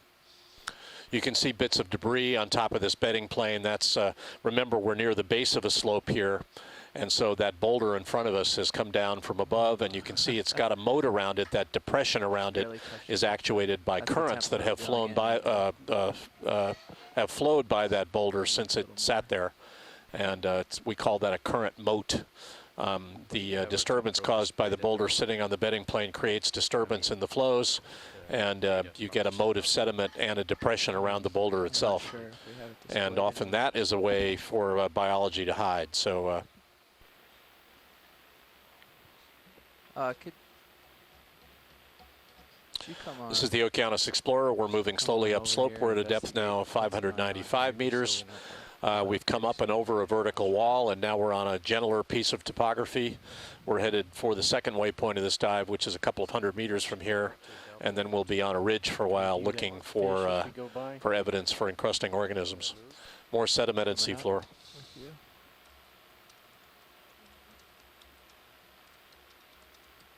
Trying to guide you with my heading a little of our move.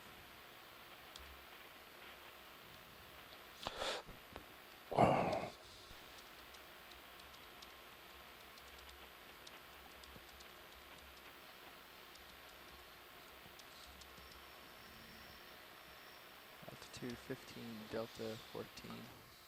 Still Some more rising. outcrop, some layering. That's heavily scalloped, but it's bedding planes again being exposed by erosion. There's an anemone in the right foreground there.